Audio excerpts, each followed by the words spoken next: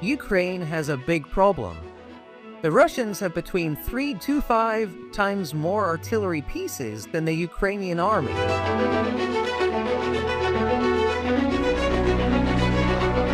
At first glance, it might seem that Zelensky's side has nothing to do. However, not everything in this war is about quantity.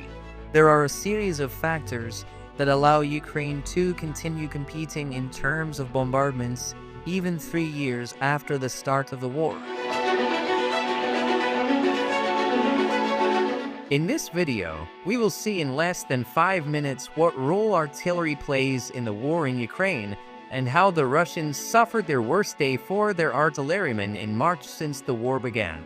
If you're into the war in Ukraine, armed conflict history, and geopolitics, please like and subscribe for more content. Now let's continue.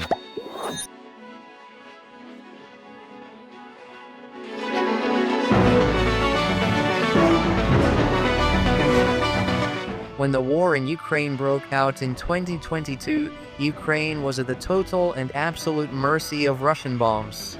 In the first months of the war, between February and April of 22, the Russians fired an average of 63,000 shells daily, while the Ukrainians could barely respond with only 4,000.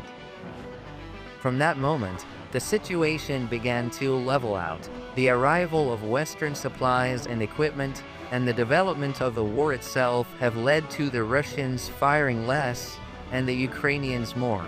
Between January and June of 23, the ratio was already only 4-1, and yet, between July and December of that same year, the figures evened out quite a bit, reaching a point where for every Ukrainian projectile, the Russians fired 1.3. But let's not fool ourselves. The only time this happened was when the Ukrainians developed their counteroffensive in the summer of 2023, an operation in which, due to its offensive characteristics, they had to attack and bombard with more force than they had during the rest of the war, and in the end, it turned out to be a failure.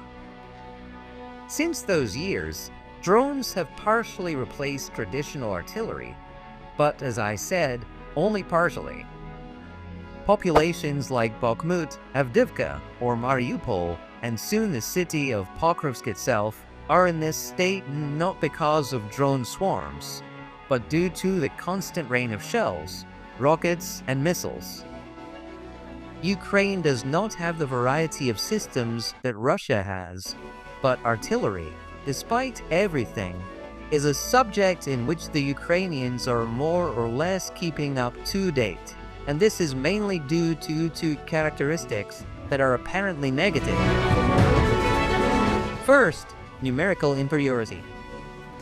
Ukraine not only has infinitely fewer cannons than the Russians, but also barely has ammunition in comparison.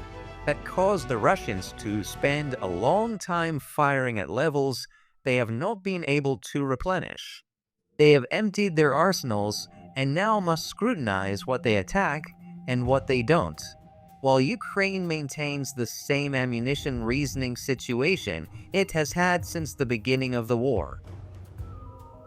Secondly, Ukraine depends on external support.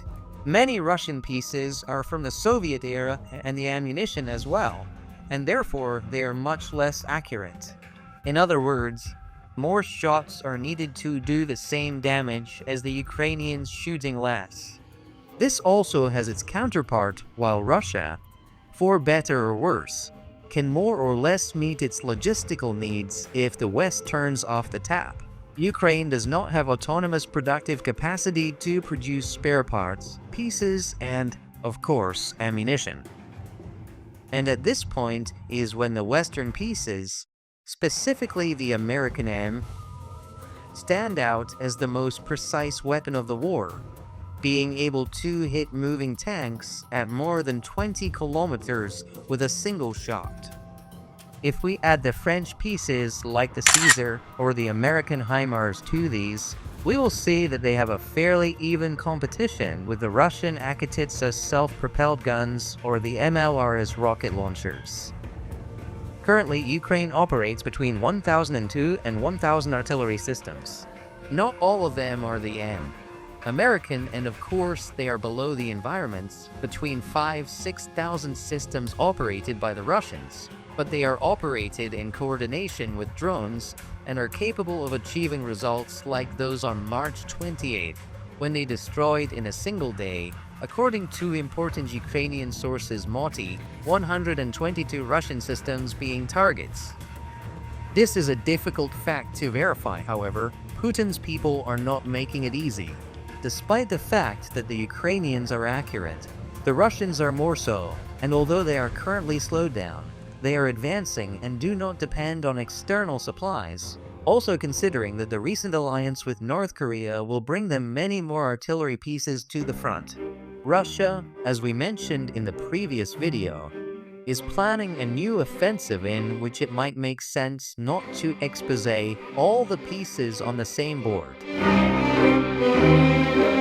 If you like the video, don't forget to leave a like, subscribe if you want to see more content like this, and of course, check out the rest of the videos I have about the war in Ukraine. Share your thoughts in the comments, and check the sources in the description. I'm Alvaro from Almuerza Historia. See you next time.